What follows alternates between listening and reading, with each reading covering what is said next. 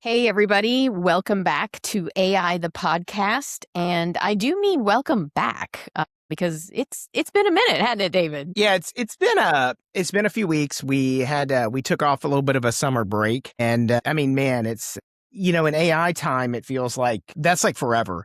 Like I gave a talk on this, I think, a couple of years ago, and we said that like each week in AI is like, what was it? Like a day is like 12 days, and a week is like a month, and a month is like a year. It feels like that. So I mean, we've been gone for like, I don't know, 4 months at this point. It feels like It's been an era. I know it's been a while, and it's kind of funny because like I would be going through the news and I would see something that I'd want to flag for the show, and it's like, David, I gotta send this over to David. Are we going to record this week? So there's been a lot going on. Most definitely. So kind of to lay out kind of the overview of this week, it's kind of like, is this the week that AI officially becomes geopolitical? Is that kind of where we're at with it right now? I think it's been that way for a little while. Well, but they've talked about it, but it feels like things. So just for the listeners out there, kind of the school of thought has been the U.S. has been way ahead in AI. When I say way ahead, they've been ahead like 6 to 9 months or something like that, and then every once in a while you'll have kind of this deep seek moment where something big comes out and all of a sudden it's like everything gets recalibrated. And, but it really feels like we are playing for different stakes right now. And, we'll cover that, I think, today with some of the news that happened last week. So, but, just being off all that time, Virginia, I really did kind of miss this. It was a good excuse for me to kind of not just stay up to date on it, but to really kind of process what was going on for the listeners out there in AI. Well, I think it was interesting that some of the, like, while you were working on during the break, a lot of your focus was on Fable. So we've kind of had this interesting roller coaster of access. Are we going to lose it? More access? And to underscore your point, you're right. The past several weeks, like any kind of chatter that we've had has been a lot of Anthropic, GPT, Grok, and a lot of the kind of AI. So yeah, this week's going to be interesting, making it geopolitical, because I think the stakes just got jacked up in a really interesting way. Well, we'll see how everything plays out. I want to caution everybody with what we normally say in AI is like, just wait, things will change again. Just the last couple weeks alone, China made a move.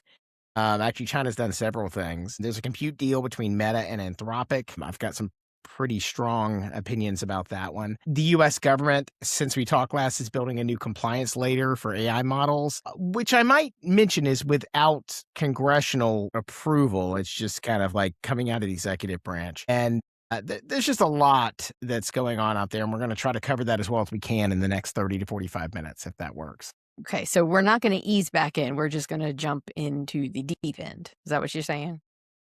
Yeah, I think so. Let's just start at the beginning. Let's start with what's going on in the geopolitical thing, right? So, as reported last week by the New York Times, China's Xi Jinping is actually pitching kind of this openness to shape AI's future. Now, for those of you listening out there, for a while, that was kind of Meta's place. Meta was like all about open sourcing AI. They had built their llama models, etc. And the complaints were basically that OpenAI and Anthropic were the closed model institutions. And those were kind of the ones way in advance. And then Google for a long time, they had their Gemini models. And then Google finally launched Gemma, which is their open source model, which actually is a pretty good model, by the way. And now, but since then, there's a rare and historical opportunity to spread the technology worldwide.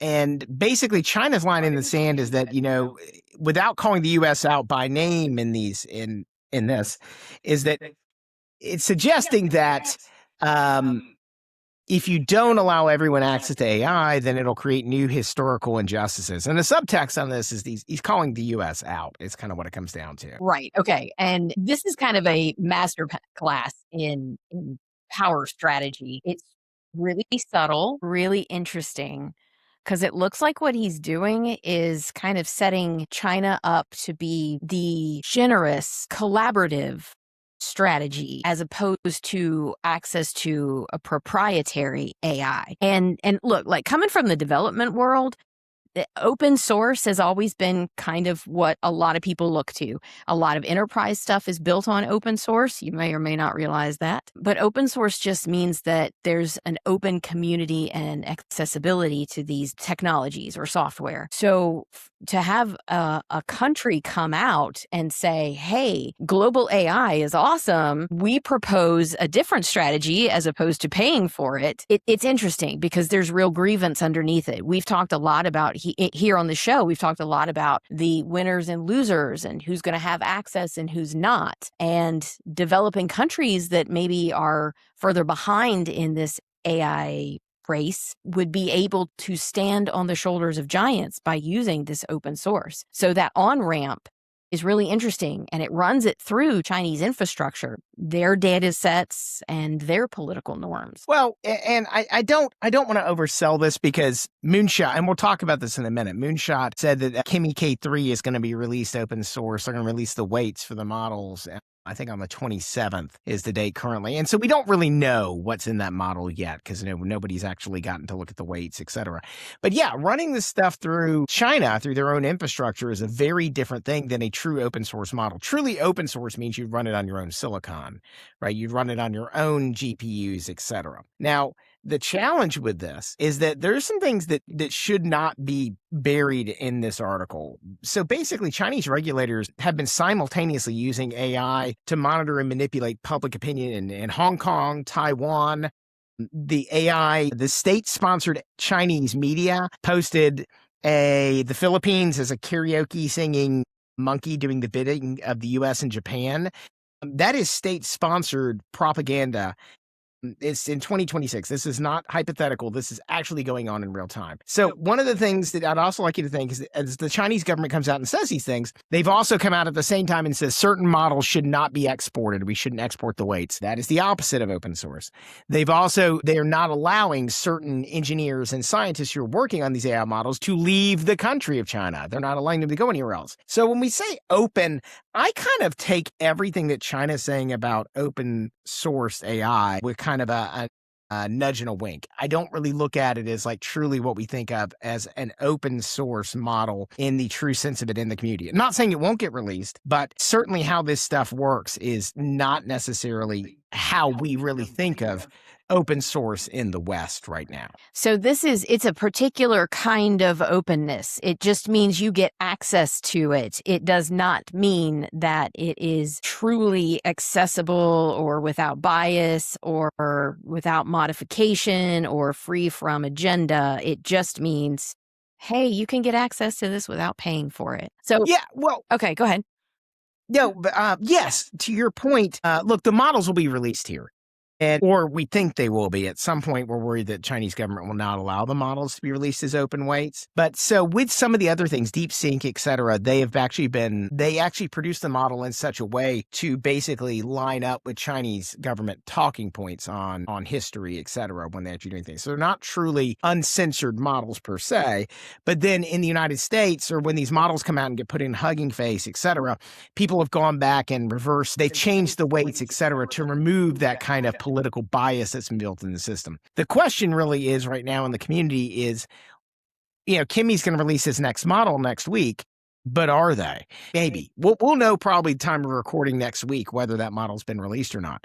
But going forward, you will still have to go through and modify those models. So when, especially when you're looking at them as an LLM, so you're not getting things filtered as by the Chinese government would have you change them. That's interesting. I'm really starting to see a little bit of a pattern emerge here, and that in the sense that our language is changing again. Like we're using language that we have all kind of as a collective become comfortable with over the past 10, 15, 20 years source. And those words are now being applied to situations where the meaning itself has changed, but the word almost still applies. And it just creates enough of a shield, I think, for things to hide behind, because you hear a word like, we're going to create an open source AI.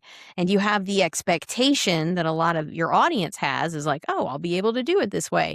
And so it anchors in their head about what that will look like. But the reality, without ever being defined, is vastly different. And I only bring this up because it's like, one, that's kind of messed up. But two, as business owners, it's kind of time to check your sources, vet your info, like dig a little deeper. Where are your AI models coming from? What does your AI policy say about managing that within your team? Free and open are not necessarily the same as neutral and safe. So this starts to kind of tread into that risk management territory, especially when it comes to getting access for your enterprise software. Well, I want to clear two things up. First of all, I'm not saying the United States is not playing political Powerball or whatever you want to call it with this, because they have been. I mean, it's always been China will get this, et cetera. It's been kind of that thing they keep waving out there to get us to do whatever they want. And the reality of it is that some of the regulatory risk, what people are missing is that the Chinese models, if you're running them on your own inference, you're running it on your own silicon locally or something like that, there's not really a risk there. But when you run it through Chinese infrastructure, it is a known fact that they are data mining every bit of things that have gone through there. And at least with OpenAI and Anthropic, or Gemini, you can set things up to where they keep your API calls. They only keep your records for 30 days and you tell them you don't want them to train on it. And they're supposed to abide by that. In China, the gloves are off. There's none of that. Anything you run through the Chinese infrastructure, every bit of that is data mined. So there's real questions about what that looks like moving forward. There's a lot of catching up on a technical kind of basis. And in some cases, they're kind of pulling ahead. So you were talking about Kimi K3? Yep. Tell me about that. That's what we want to talk about. An open weight model. It's Kimi K3. And the challenge with it is that, and by the way, they've not released the weights yet. So when they say it's an open source model, I'm waiting. We got to wait until we get the weights, right? But it kind of damaged the stock market last week a little bit. A whole bunch of things slid. The NASDAQ split 100%. And the thing is, it's on par with the top US models. It doesn't reach the levels of Fable 5 and that's Anthropic's biggest model they were talking about right now that we were mentioning earlier in the show, or GPT 5.6 Soul, which is OpenAI's top model. But it does look like it achieves and even outbid best Opus 4.8 on some frontier benchmarks. And it's the first open weight model to ever achieve that milestone. And people have said it's the best model ever. But the big thing that really should stop business owners and make them pull up short is the price for inference. It's substantially cheaper than the other models. If you can run it on your own silicon and get it for almost next to nothing, et cetera. By the way, the model's a 3.2 trillion parameter model. This is not something you can run on the back of an NVIDIA consumer GPU. This is you have to have serious infrastructure to run this. You have to have a data center. You spent millions of dollars on your graphics cards, et cetera. So it's not that kind of thing. But it's one of the things when you really start looking at pricing, and we already saw that with Fable and some of the other things that have come out, is what is pricing going to change to? What is the actual cost for using Anthropic and OpenAI? Well, and when you talk about the model being open weight, you mean that businesses or developers or individuals can download it, right? And customize it and run it on their own infrastructure? Yes. Model's like the brain of the model. Okay. You still have to have a place to run it. But if you have the weights, you can go in and strip things out of it. You can change the weights. You can retune it and make it your own version of whatever you're doing, et cetera. So that's definitely what we're looking at. But if you're going to do that, that definitely shifts your risks from a vendor provided solution to now this is running on your own local hardware. Always been the case. There's a lot of overhead you have to take on yourself to know what you're looking at, et cetera, when you're doing these things. So yes, you have to take those things on board yourself. I mean, not just making sure your stuff runs at test time, but you have to basically, any kind of compliance and regulation on these things is on you. Yes, that is absolutely it. Okay. So some of our takeaways. It sounds like the Chinese market has caught up to the US in terms of the AI frontier. I think that is an absolute no. Really? I don't think that is true. Yeah, because here's the thing. This is the model you're just now releasing. How long's Fable been around? Months now. They are catching up. I'm not going to downplay that, but it's not like they've just pulled even with the US market yet. These models have been out for a little while now. We know that Anthropic Fable 5 has been around for several months now. At least March, April. So yes, they are definitely catching up and catching up quickly. For the semi-analysis, they don't have the inference to run these models. So model versus having the stuff you can run it on later, which is a big difference. So is this a time where business owners need to consider when they're signing multi-year contracts with service providers? Is that something that like you're getting in now, maybe with Anthropic or Claude, but in a year and a half from now, you would have better access or cheaper access simply because the landscape has evolved and there's an open model floating around or something now? The free lunch is over, that the models were going to start charging what they cost. They're trying to go public. We're going to talk a little bit about that today, too. So all these models are trying to go for public release. And we're seeing a lot of vendors, a lot of enterprise companies are saying like, okay, what open source models can we run some of the stack on? Because it's just too expensive. I think the danger for the models is that we're really going to run into a commodity source problem, that we're commoditizing the models and there's no reason to go pay. Why would you pay a triple or 100 times increase to go to Anthropic to run a model when you can run an open source model for a fraction of that cost?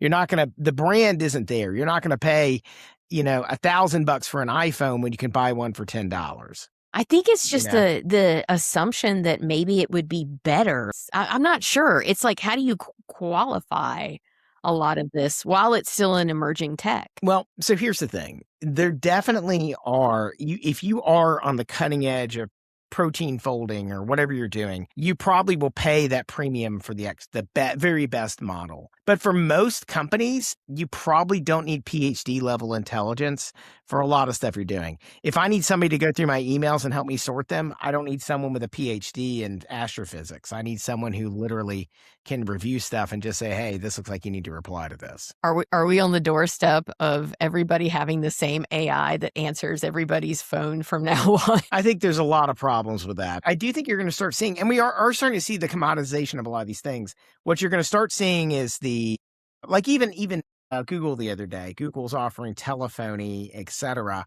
They're kind of rolling it out. They're pushing that out to everybody.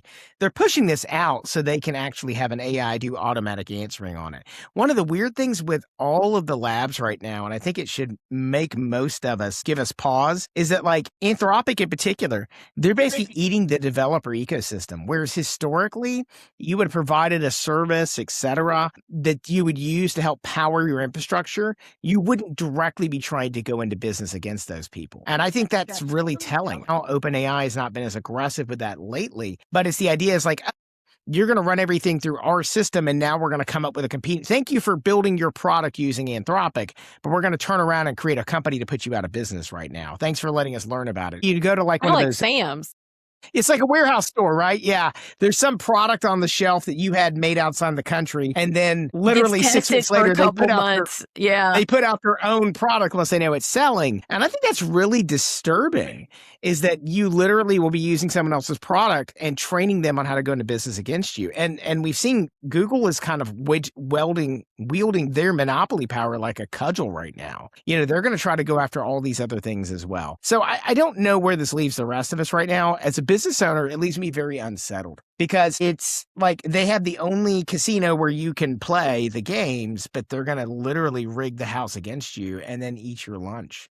They have enjoyed being very integral to a lot of businesses for a very long time, and I think this is their next step. Well, two things I want to say about that. Number one, I firmly believe that AI is the only thing in America that has a lower approval rating than just about American Congress or whatever it is. Like it's been horribly managed in the United States. It's arguably the most important technology of, our time. And you can ask yourself, is it a bubble? Is it a hype fraudster thing? What is it? It is here, and everybody's using it. And there's a lot of repercussions for that. And people should be wildly concerned about what's being done with it. At the same time, they're not doing anything to help their brand. They're literally like, and we're going to crush all the companies who use our software, et cetera, as well. So I think there's a real problem with that. At the same time, we're trying to navigate kind of this weird marketplace, right? The price gaps are really there if you're using AI in your systems and you know that there's a big question. So with Fable got released, and then 2 days later, the United States government said, not so fast. Well, as a small developer, I'm just going to say we were already using Fable for 2 days, and we were trying to find security flaws that supposedly Fable could find, and it did find some issues, right? Really, really great stuff. And then 2 days later, we were relying on this and it got ripped away from us. And that makes you really wonder about the safety and security of what you're using. Well, it really makes you now- wary. Now, remember, the trigger for that was researchers were trying to bypass some safety Jailbreak it, yep. guardrails and called up Washington and said, hey, this is a problem. They ran it up the flagpole and, it effectively shut down Fable 5. So, for the businesses out there, that's something to consider and let that sink in. There's we're building our business's backbone on software that is kind of a buoy on top of water. Like if something comes up or if the competitors decide that they're going to try and deal with their own subterfuge or make issues for people, then all of us are going to deal with that fallout simply because access to the well could be shut off at any given point and you don't know when it'll come back. And I'm going to double down on what you just said. We know that the Chinese government is talking about outlawing stuff, et cetera. And if you are running this, and look, I can't wait to get my hands on Kimi K3. I really think it's going to be awesome. But I got news for you. I'm not going to be running it through Chinese infrastructure silicon at all. Because I know for a minute, first of all, they're going to mine everything I'm doing there, which is going to violate confidentiality of any of my clients. Number two, even if it's cheap, I'm not going to give away something that literally the Chinese government could shut us off tomorrow. If this really does end up becoming a geopolitical hot potato, I think you're going to start seeing more of this. Like China would use it as a leverage piece. It's like a whole bunch of U.S. companies are building stuff on top of Chinese silicon. They could shut that down tomorrow, and they got no concern about that. How does one know what kind of silicon they're building on? Look at where you're running it. If you're running it through them directly, I have a potential business partner I was talking to the other day, and she is running to save money on infra. She's running everything through the Chinese labs because it's just cheaper. The United States, for me to run the same stuff here, costs 3 times as much. But I know that they're not saving my records. I know they're not mining my information and training on it. And third of all, I know the Chinese government can't turn it off. So you have control over where you're going there. A lot of people, it's just because you're lazy and it's the easy thing. It's like, oh, use this API, hook in with it easily. You should know what you're using. You should know where it's running. You should know where your data is being stored and hosted. These are just fundamental things in 2026. I think everyone should know. I don't believe that's backed up by the numbers and the data right now, but that is definitely how the market's reacting right now. The AI capabilities are turning into commodities very, very rapidly. We in particular, we on our own local silicon are using it for real-time language response and real-time transcription of things we're recording, et cetera, just because it's faster. For us running it locally, it's actually cheaper once you have the hardware and faster than sending it out to Gemini or whatever else for transcriptions. A transcription that would take me 45 minutes on Gemini for a couple hours, I can do locally in 3 minutes. So there's a lot of things here that are changes. But remember, open source models, they offer real cost advantages in particular, and in some cases, better capability, but they do shift responsibility and the risk to you. And the competitive moat for these U.S. companies, as a business owner, is something I think you should be thinking about, right? Watch pricing strategies closely over the next 12 months and see what's happening. If China open source does outpace Anthropic and OpenAI, you should not invest in those companies. That $1 trillion valuation will blow up. Tomorrow. I was just going to say it's a really interesting timing. It's almost like they just kind of opened a door, tossed a grenade in, and then closed it because all these guys are going bananas with their IPOs. Like everyone's racing to it, everyone's chasing each other. There's a lot of money flying around, and for China to come in and be like, "Hey guys, you can get it for free." Anyway, some of our key takeaways for our business owner listeners here: regulatory risk is now everyone's concern. We are all using technology that is potentially can be turned off at a moment's notice. should a security risk or some other risk or something else arise. So access to those frontier tools, it's something to be aware of. You could lose access with no warning. If any part of your business is mission critical and dependent on a single AI provider, then you need a contingency plan today. So to illustrate your point, we talked about it hypothetically is that China could do this. We saw the United States actually do it because when Fable 5 got released last month, the United States government came in, as you pointed out, and shut it down and said you're not allowed. They put export controls on it, and they said that you could not do this. And it created real chaos in the marketplace. And the other thing, as someone who's using Fable, we have subscription models. We have these Anthropic, premium team subscriptions, et cetera. And those models were included in the subscriptions temporarily, and then they were going to go to a usage basis. Would they, won't they? As of this recording on the 20th, they've said that it will still be included. Fable 5 will be included in the premium teams plans and in the max plan for individuals, which really changed how we use stuff for a week because we didn't necessarily want to move to an API usage basis on it. We didn't know. So there's a lot there. And we've seen this happen. And as we see, like Anthropic is entering in this more formalized structure of the United States government, don't think they're going to be alone in this. China's talking about doing the same thing with the models in China. So I think to your point, you need to have a category of risk that you establish. And we've always talked about this when we do IT and managed service provider things. A single point of failure in any infrastructure is a problem. It's why if you have power supplies, you always have a backup. It's why if you have internet, you always have a backup. These kind of things, when you're moving into like enterprise level things, are not nice to haves. They are non-negotiables, and you have to have those moving forward. The thing that's really interesting about all of this right now is as these models approach a commoditization level, it's really funny because we saw SpaceX do this with renting out their Colossus cluster to Anthropic a few weeks ago.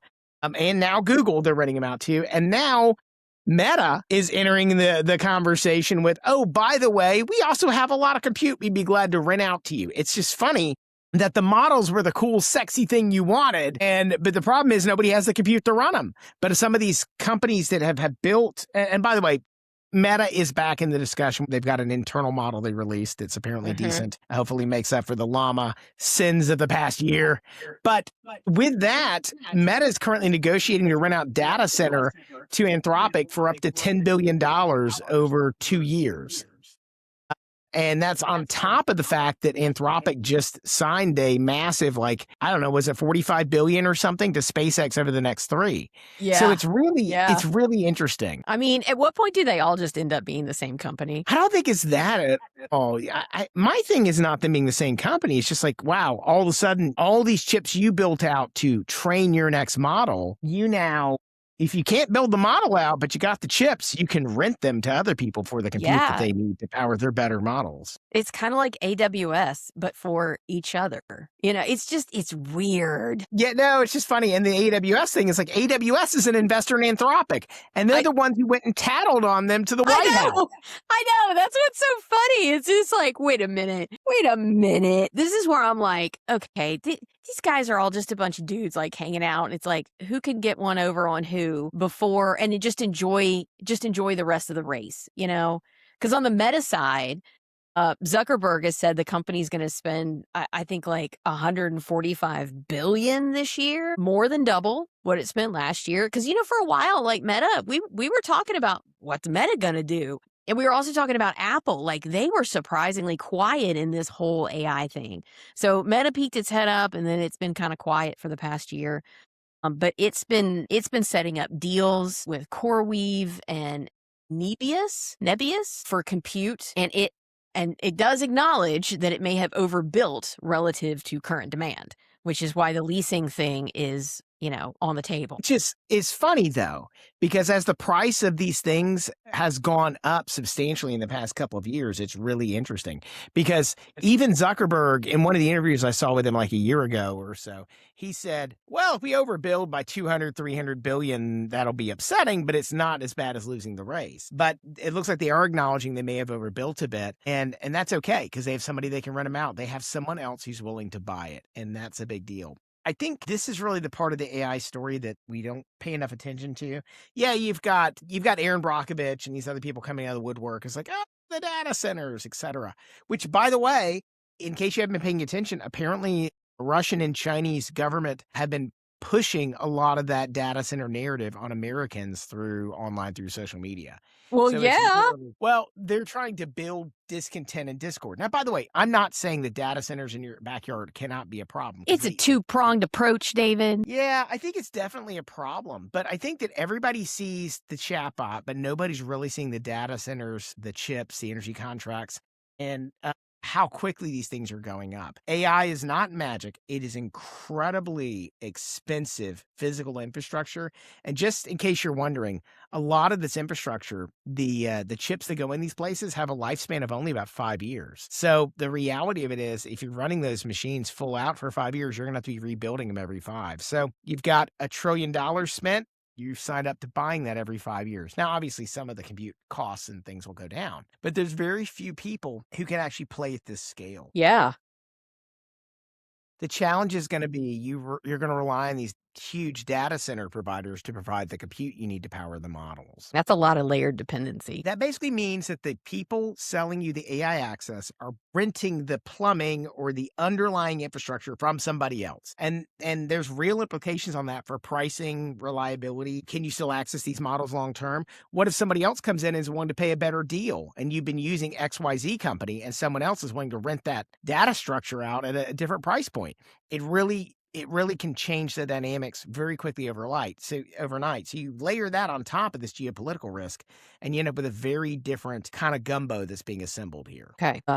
We have a lot of subsidies kind of flying around, keeping the prices low right now. That won't last forever. Compute is now a strategic resource. We can assume that enterprise grade secure AI is going to become more expensive in the future unless China comes in and they're like open source and throws a wrench in everything. But for business owners, this is where maybe you start to budget for volatility or set up your financial projections around the assumption that the cost of today's AI is going to be much cheaper than tomorrow's, and they're not permanent. And that's weird, because normally we've seen the price of compute drop. Yeah. But we're Because seeing normally the that further technology go up. goes, the prices go down.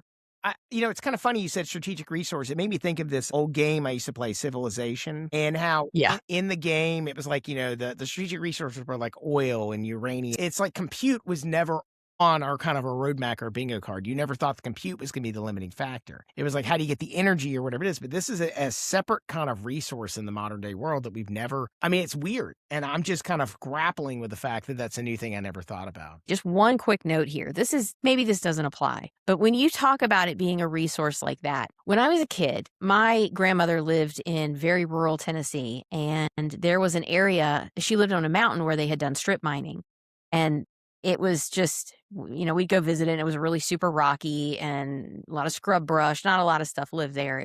And when you think about what strip mining was and what it did to the earth itself, it was like, get the resource, coal, as fast as possible, as nobody cared what they did to it. It was just get the resource, because the resource was money. And when we talk about compute being a resource, it's not something in the ground that we get to go dig up. Now we're going to be building infrastructure in order to obtain compute. And if that follows anything like what it had for early resource gathering, like, man, we're going to go after that stuff without a lot of guardrails on it. And I think that's the problem you got with data centers right now. well, yeah, that's what I mean. Like, we are really going to be wrestling with not just, is this something that we want in our community? Yes, no. It's when it gets built, what does the heat output do to the area around it? What does the water do to the area around it? The pollution in the area around it? How does it harm the people and the ecosystem in the areas around it? That was just kind of a troubling realization. Because, like, just say, we go for it for like 2 or 3 years. Like, what damage are we doing to ourselves in the relentless pursuit of compute? I'm glad for you bringing that up. I don't think I'd looked at it that way before. The fact that, we go hell-bent for leather on just get the resource, I don't care how I got it, and how we're seeing it play out in real time. And look, honestly, you didn't know if they were going to find gold or coal or whatever it is in your mountains. But the reality of it is you kind of knew that a little bit, right?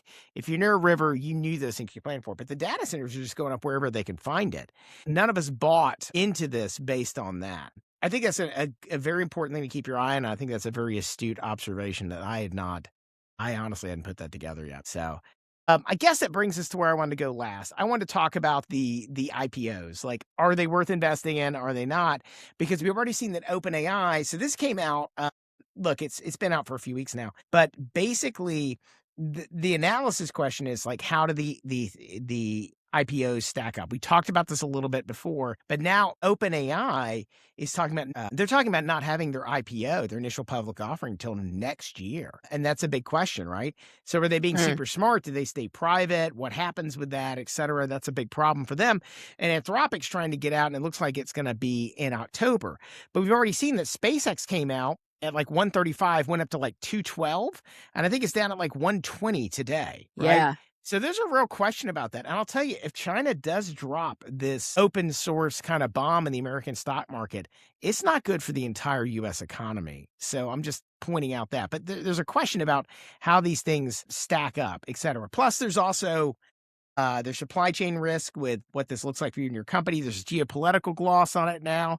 There's a lot of stuff going on here. I'm not saying that I'm smart enough to understand all of this right now, but I've been thinking a lot about it lately. Well, it's also interesting because there are other really new and strange layers to stuff. Like Sam Altman reportedly offered the US government a stake in OpenAI.